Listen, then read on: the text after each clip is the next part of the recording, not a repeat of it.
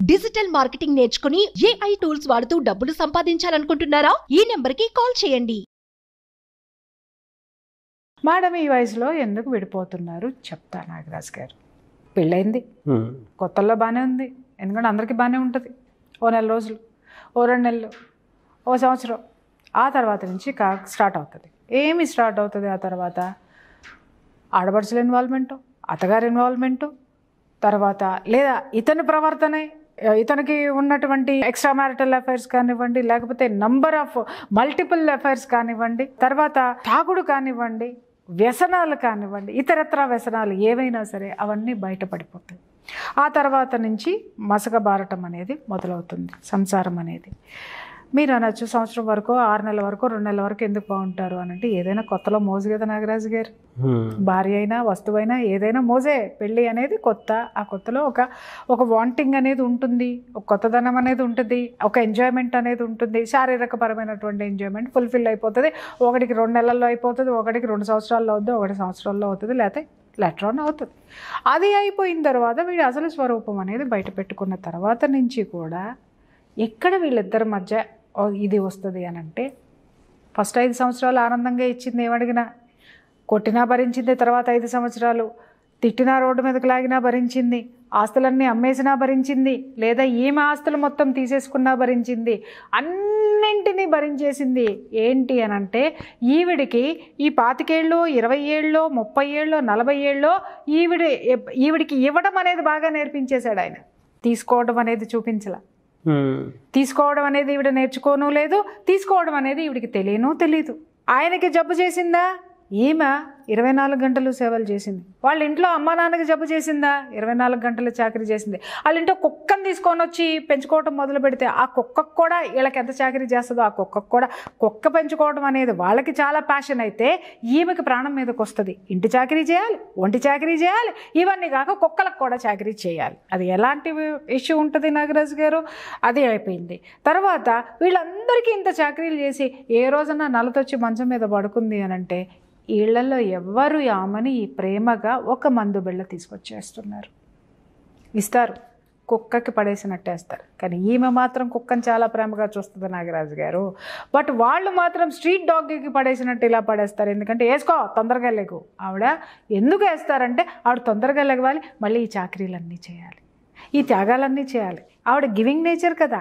వీళ్ళు తీసుకోవడానికి అలవాటు పడ్డారు కదా, వీళ్ళు తీసుకోవడానికి వీళ్ళకి ఇవ్వడానికి ఆవిడని రెడీ చేస్తారు తప్ప వీళ్ళు ఆమెకి ఇవ్వడం మొదలు పెట్టడం అనేది ఏ సందర్భంలోనూ ఉండదు. అనారోగ్యం వచ్చిన సందర్భంలోనూ ఉండదు, ఆనందం వచ్చినటువంటి సందర్భంలోనూ ఉండదు. ఇంట్లో పెళ్ళిళ్ళు జరుగుతున్నాయి అనుకుందాం, లాస్ట్ ప్రయారిటీ ఆవిడకి ఇస్తారు. ఆవిడకి సంబంధించిన ఆస్తులు ఏమన్నా ఉంటే కూతుళ్ళు కానీ కొడుకులకు కానీ పెళ్ళిళ్ళు జరుగుతుంటే అమ్ముకుంటారు, ఎంజాయ్ చేస్తారు, రాస్తారు. తప్పితే ఈవిడికి ఏ విధమైనటువంటి ప్రయారిటీ ఆ పెళ్ళిళ్ళలో ఉన్న వాటిల్లోనే ఇవ్వరు. ఒకవేళ కొండకొచ్చో పిల్లలు ఆమెని కనుక దగ్గరికి తీసుకున్నారు అనుకుందాం, కూతుళ్ళు అనుకోండి అల్లుడు వచ్చిన తర్వాత వెళ్ళిపోవాల్సిందే, కొడుకు అనుకోండి కోడలు వచ్చిన తర్వాత వెళ్ళిపోవాల్సిందే. చివరికి ఆడదానికి మిగిలేది ఎవరు నాగరాజు గారు? కట్టుకున్నవాడు. ఆ కట్టుకున్నవాడు మొదటి నుంచి ఏం చేస్తున్నాడు నాగరాజు గారు? తీసుకోవడం నేర్పేసి మొత్తం ఆమెను ఎడారిని చేసిన తర్వాత జీవశ్చవమై మిగులుతుంది ఆవిడ. ఇప్పుడు ఏమవుతుందంటే, ఒంట్లో ఓపిక ఉండదు. ఓపిక ఉన్న మనస్సులో ఎక్కడా కూడా వాళ్ళకి సంబంధించినటువంటి ఒక పాజిటివ్ ఆనవాళ్ళు ఎక్కడ ఉండదు నాగరాజు గారు. ఒంట్లో ఓపిక డ్రై అయిపోయింది, మనసులో కోరికలు డ్రై అయిపోయినాయి. దేనికోసం ఉండాలి నాగరాజు గారు అక్కడ? ఆవిడకి ఒంట్లో బాగోకపోతే ఒకరోజు ట్యాబ్లెట్ ఇస్తారు, రెండో రోజు ఏమాత్రం ఓపిక వచ్చినా చేసుకోవాలి, లేవలేదంటే తీసుకెళ్ళి హాస్పిటల్లో పడేస్తారు. ఇప్పుడంతా స్విగ్గీలు వచ్చేస్తున్నాయి, హాస్పిటల్, ఇవన్నీ నేను విన్నాను కాబట్టి చెప్తున్నానండి. నేను ఇది ఇట్స్ నాట్, నేనేదో మాట్లాడడం లేదు, ఇవన్నీ వచ్చిన వాళ్ళందరి దగ్గర నుంచి నేను విన్నాను కాబట్టి. స్విగ్గీలో ఆర్డర్లు వచ్చేసినాయి, ఇక్కడ ఆఫీస్లో కూర్చొని స్విగ్గీ ఆర్డర్ పెడితే అక్కడ హాస్పిటల్కి వెళ్ళిపోతుంది. పేషెంట్ ఫుడ్ కూడా కొన్ని హాస్పిటల్స్ ప్రొవైడ్ చేస్తున్నాయి. ఇంకా కొన్ని హాస్పిటల్ ఇంకొంచెం డబ్బు ఎక్కువ కట్టారు అని అంటే వాళ్ళే అన్నీ చూసుకుంటారు, ఎవరు లోపలికి వెళ్ళాల్సిన అవసరం లేదు. ఆవిడ తగ్గిన తర్వాత ఇంటికి వచ్చేస్తుంది. ట్రూ అండి. కదా నాగరాజు గారు? ఇక్కడ ఈవిడ 30 ఏళ్ళు వచ్చినంత వరకు వాళ్ళకి ఇచ్చిన జీవితము తీసుకోవాలి అనేటటువంటిది ప్రకృతి నేర్పిస్తుంది. ఏం తీసుకోవాలి? విశ్రాంతి, రెస్ట్, ఈ శరీరానికి, ఈ మనస్సుకి గాయం చేశావే నువ్వు, నీ వాళ్ళు, నీ పిల్లలు. నన్ను చేసిన గాయానికి ఈ మనసు అలసిపోయింది, ఈ మనసుకు విశ్రాంతి కావాలి. ఇన్ని సంవత్సరాలు నీకు, నీ వాళ్ళందరికీ చాకరీలు చేసి పెట్టాను కదా, ఈ శరీరమో మొత్తం అంతా కూడా షుగరో, బీపీయో, కిడ్నీయో, లివరో, లేకపోతే థైరాయిడో, ఇంకేదో మెంటల్ డిప్రెషన్, ఇవన్నీ వచ్చి శరీరం కుంగిపోయింది. దానికి విశ్రాంతి కావాలి. మనస్సుకి, శరీరానికి విశ్రాంతిని కోరుకుంటుంది నాగరాజు గారు. అప్పుడు ఆ విశ్రాంతి ఎక్కడి నుంచి దొరుకుతుంది? వీళ్ళు పుడకల మీదకి పెట్టేంత వరకు కూడా ఆమెతో చాకరీలే చేయించుకుంటారు. అది స్పష్టం. 30 సంవత్సరాల నుంచో, 25 సంవత్సరాల నుంచో, 20 సంవత్సరాల నుంచో అది రిపీట్ అవుతుంది. అదే జరుగుతుంది. ఎక్కడా మార్పు లేదు. వస్తుందన్న ఆశ ఎక్కడైనా ఉందానంటే 30 ఏళ్ళు కనపడిన భగవంతుడు 31వ సంవత్సరం కనపడి ఇచ్చిన ఏం చేసుకుంటుంది ఆమె? అప్పుడు మొగుడు మౌర మల్లెపూలు తెచ్చిస్తే పెట్టుకుంటుందా? అప్పుడు మొగుడు పట్టుచీర కట్టుకొని ఇస్తే ఎవరికి చూపించాలా? మనవాళ్ళు వచ్చేస్తారు, లేకపోతే పిల్లలందరూ ఒక దారికి అయిపోతారు. ఎవరు ఆమె రిజెక్ట్ చేసేసినటువంటి ఆ పీస్ని, రిజెక్టెడ్ పీస్ అని ఒక స్టాంపును వేసిన తర్వాత అది రిజెక్టెడ్ పీసే నాగరాజు గారు. ఎలా అండి మరి? వాళ్ళు ఏమి కోరుకుంటున్నారు అనంటే ప్రకృతితో బ్రతకడానికి కోరుకుంటున్నారు. ఆ బయట ప్రపంచంలోకి వచ్చేసి ఇక్కడ ఉండి నిందలు, సార్ వాళ్ళు తినేటటువంటి ముద్ద కూడా చాలా అవమానాలతోటి ఉంటుంది. అవమానాలు పడుతూ ఆ ముద్ద తినే కంటే తనకి చేతనైనది చేసుకుని ఎక్కడో ఒక చోట సేవ చేసుకుని బ్రతుకుతా. ఆస్తులు ఉన్నాయా, నాకు ఇది ఉంది చాలు, నేను బ్రతుకుతాను.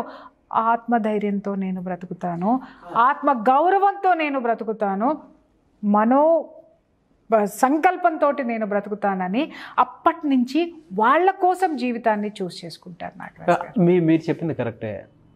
ఇప్పుడు వీళ్ళకి ఇంత అన్యాయం జరిగినా కూడా అప్పటి వరకు కొంచెం బాగానే ఉండేది, దాని తర్వాత సడన్గా విడిపోతారు. కనీసం కొంతమంది బాగానే ఉంటారని నువ్వు ఎలా చెప్తున్నావు నాగరాజు? అది లోపల క్యాన్సర్ లాగా కుళ్ళి కుళ్ళి కుళ్ళి కుళ్ళి కుళ్ళి చివరికి తీసి. అదే పాయింట్ నేను అడగదలుచుకున్నది. ఇంత అన్యాయం జరుగుతుంది, బయటకు వచ్చేస్తారు. కొంతమంది కనీసం భరణం కూడా తీసుకోకుండానే వచ్చేస్తారు.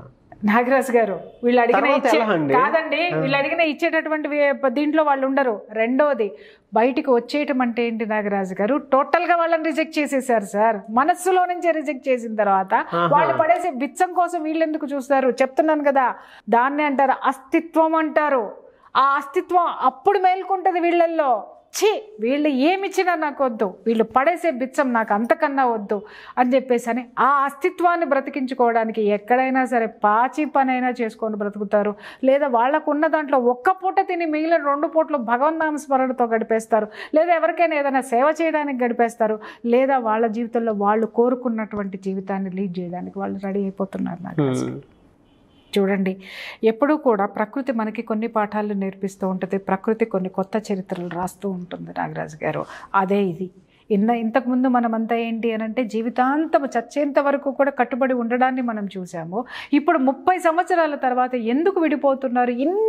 ఈ దశాబ్దాలు కాపురం చేసినటువంటి ఆడవాళ్ళు ఎందుకు బయటకు వస్తున్నారు అనడానికి కారణం ఏంటి అని అంటే ప్రకృతి ఇన్నాళ్ళు ఇన్ని యుగాలు భరించింది.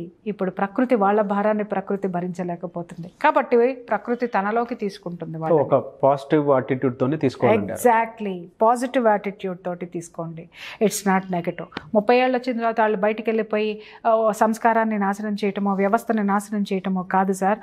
ఒంట్లో ఓపిక లేదు, మనసులో కోరికలు లేవు. అక్కడ ఉండి జీవోత్సవాల్లాగా ఎందుకు బతుకుతారు? తనకంటూ తన కోసం తను ఒకరోజు బ్రతికినా చాలు అనుకొని బయటకు వచ్చేస్తున్నారు. ఇంకొకటి చెప్పమంటారా నాగరాజు గారు? ఇలా బయటకు వచ్చిన వాళ్ళు సొసైటీకి ఎంత సేవ చేస్తున్నారు? నంబర్ ఆఫ్ ఎక్కడైనా సరే ఆశ్రమాల్లో సేవలు చేస్తున్నారు, స్వచ్ఛంద సంస్థల్లో చేరి సేవలు చేస్తున్నారు.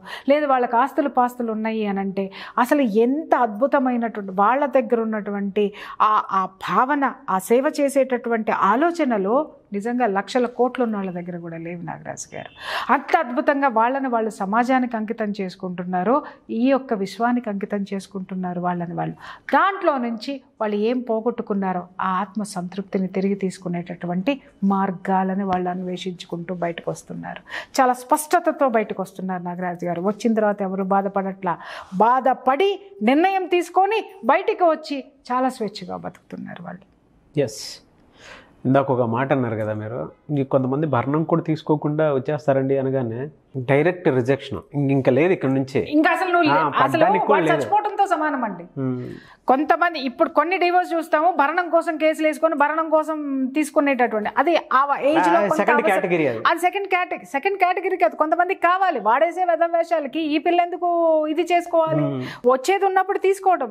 కానీ ఈ స్థాయిలో అంటే ఇప్పుడు ఆధారపడేటటువంటి పరిస్థితుల్లో కూడా భరణాన్ని కూడా రిజెక్ట్ చేసేసి బయటకు వస్తున్నారంటే వాడిని టోటల్గా రిజెక్ట్ చేసేసినట్టు కాదా?